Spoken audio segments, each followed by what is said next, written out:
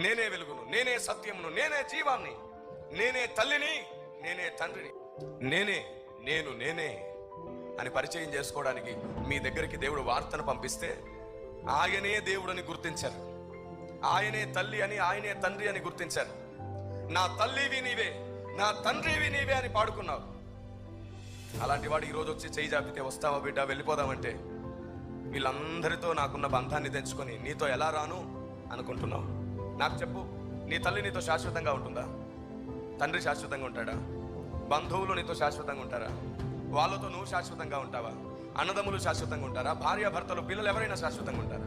ఎవరెవరితో ఎప్పుడు శాశ్వతంగా ఉండరు. నువ్వు ఈ రోజు చనిపోయినా ఖచ్చితంగా ఎవరి దగ్గరికి వెళ్ళాల్సి వస్తుంది. ఈ రోజు పిలిస్తే నువ్వు వెళ్ళలేదే, రేపు వెళ్ళి డాడీ నేను వచ్చేసానంటే ఏం ముఖం పెట్టుకుని వెళ్తావు?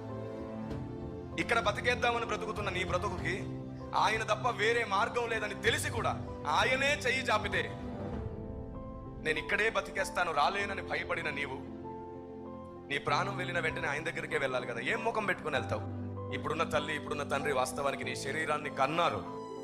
ఆ శరీరంలోనికి దేవుడు ఆత్మను ప్రవేశపెట్టకపోతే నీ తల్లికి నువ్వెవరు? నీ తండ్రికి నువ్వెవరు? ఈ భూమి మీద ఏ తల్లైనా ఏ తండ్రి అయినా అందరూ ఆయన పిల్లలే. ఓ సినీ కవి ఇలా అనడం మనం విన్నాం, తల్లిని మించిన దైవం ఉన్నదా అంట. నిజంగానే తల్లిని గౌరవించడానికి ఆ పదం బాగుంది, ఆ స్లోగన్ చాలా బాగుంది. తల్లిని మించిన దైవమే లేదు అని చెప్పుకోవడంలో నిజంగానే గర్వించదగ్గ విషయమే. కానీ ఎంత గణపరచడానికి మాట్లాడినా నిజం ఎప్పుడు నిజంగానే ఉంటుంది, సత్యంగానే ఉంటుంది. సత్యం ఏమిటో తెలుసా? అసలు ఆ తల్లిని కన్నదే ఆయన కాబట్టి తల్లిని మించినోడే. అంటారు ఏమిటంటే బిడ్డను కనేటప్పుడు తల్లి పడే ప్రసవ వేదన ఎవరూ పడరంటారు.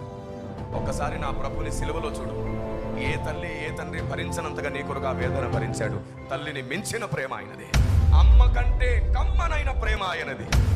ఏ తల్లి తండ్రి అయినా ఇంట్లోంచి బిడ్డ బయటికి వెళ్ళే వరకే కాపాడుతారు, అవునా? మరి బయటికి వెళ్ళిన బిడ్డ ఇంటికి క్షేమంగా రావాలంటే ఎవరు కాపాడాలి? ఓ పెద్ద వాహనం నీ మీదకి వస్తుంటే లోపల ఇంట్లో ఉన్న తల్లి కాపాడగలదా? కానీ నా దేవుడు చెయ్యడ్డు పెట్టి కాపాడుకోగలరు.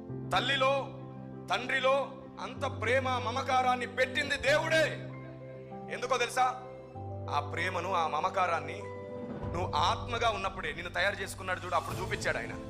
ఈ ప్రేమ చూసినప్పుడు ఆయన్ని గుర్తిస్తావేమోనని ఆయన ప్రేమను నీ కళ్ళ ముందే ఉండాలని తల్లిలో పెట్టాడు, తండ్రిలో పెట్టాడు. ఈ తల్లి తండ్రి ప్రేమను అనుభవించగానే నీకు ఎవరు గుర్తుకు రావాలి వాస్తవానికి? కానీ ఆయన గుర్తుకు రాలేదు నీకు. ఆయనను మర్చిపోయిన నీ దగ్గరికి దేవుడు పంపినటువంటి ఊర సువార్తికుడు.